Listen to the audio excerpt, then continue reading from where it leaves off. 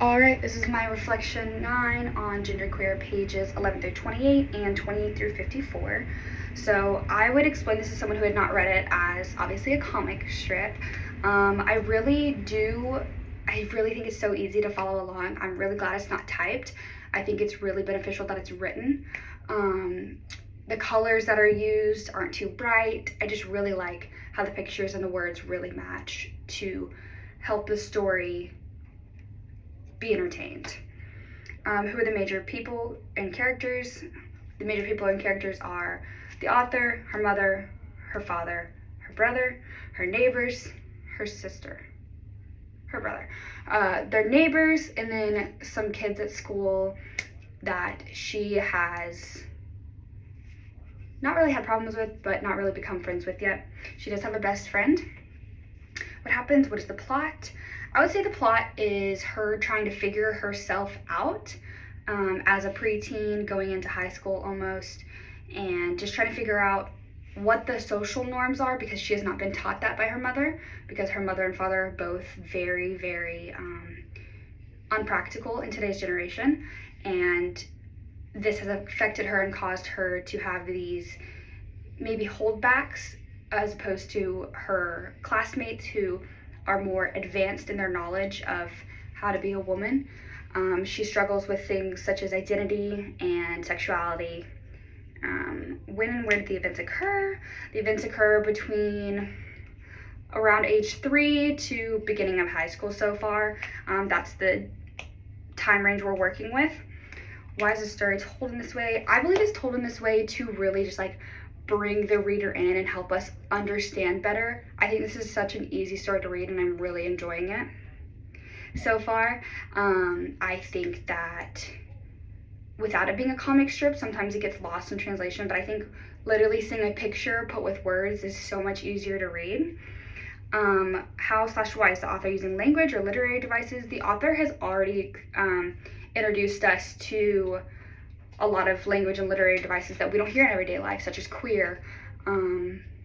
There's tons of others, a lot of queer language that we do not get to experience in everyday life, which I think is really beneficial to teach us the importance of it and how it is a social norm and it's in our culture every day. How/why does the structure/form of the text reveal itself in the audience this way? What themes do you see emerging? I see the theme of maybe a little gay teen emerging. I think that's something that's really important to note, because she doesn't even know herself, but she knows that she doesn't know what she's attracted to, because again, she was never taught by her parents that this is okay, like this is normal. You know, like her friend's mom has had to tell her, or her friend told her that her mom said that something was okay to be different and it's normal and it could be a phase. But I think it's going to be something that we continue to see. How am I making sense of things? I'm making sense of things by really just trying to put exactly what's happening in words with the pictures. I sometimes tend to just look at the pictures and then be like, oh, I got it. But there's been a lot of times where I have to go back and reread and be like, this wasn't aligning, but now it is. How does this connect to concepts or theories we've discussed in class? I believe this connects with tons of concepts and theories we've talked about in class, especially a personal narrative like this about somebody who's coming out of their shell and finding out who they are as a preteen to adult. Why does this reading teach you about stories/storytelling more generally? I think this reading teaches me more about, again, the inclusion of people we don't see every day. Not that we don't see, but people we don't consider every day, possibly. Just having that sense of inclusion rather than that sense of like, oh, they're not what I normally hang out with, I think I should include them. How does this connect to larger social cultural issues or forces? I think this book is extremely important in today's day and age, for a multitude of reasons, like the fact that it is a book about being queer, and not knowing what gender that this person wants to be, wishing that her name was a non-binary name and a non-gender name. I think that's really important to note, because in today's society it's constantly changing and we're allowing all of these changes to be made, we're not being informed of all of the changes. So I think it is important that this book is included in our readings.